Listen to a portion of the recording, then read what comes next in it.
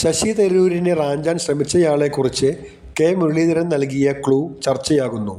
തരൂരിനെ CPM-ലേക്ക് റാഞ്ചാൻ ചില സാമ്പത്തിക ശക്തികൾ ശ്രമിച്ചു എന്നാണ് വി ബൽറാം സ്മാരക പുരസ്കാരദാന യോഗത്തിൽ മുരളീധരൻ വെളിപ്പെടുത്തിയത്. അത് നമ്മൾ ഉദ്ദേശിച്ച ആളല്ലെന്ന് പറഞ്ഞ മുരളി, ഗുരുവായൂർ ദേവസ്വവുമായി ബന്ധപ്പെട്ടയാളാണ് റാഞ്ചാൻ ശ്രമിച്ചതെന്ന ക്ലൂവും നൽകി. തരൂർ നോ പറഞ്ഞതോടെ റാഞ്ചി പിന്മാറുകയായിരുന്നുവെന്നും വെളിപ്പെടുത്തി.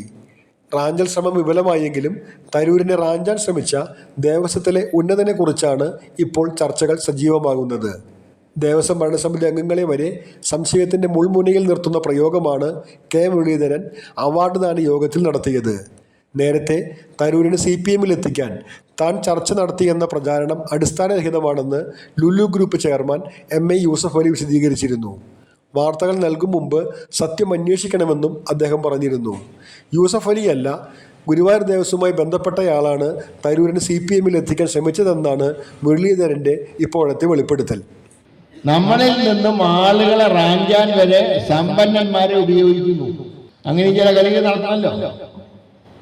അത് നമ്മൾ ഉദ്ദേശിച്ച ആളുകളല്ല. ഓപ്പറേഷൻ നടത്തിയ ആൾ വേറെ ആളാണ്.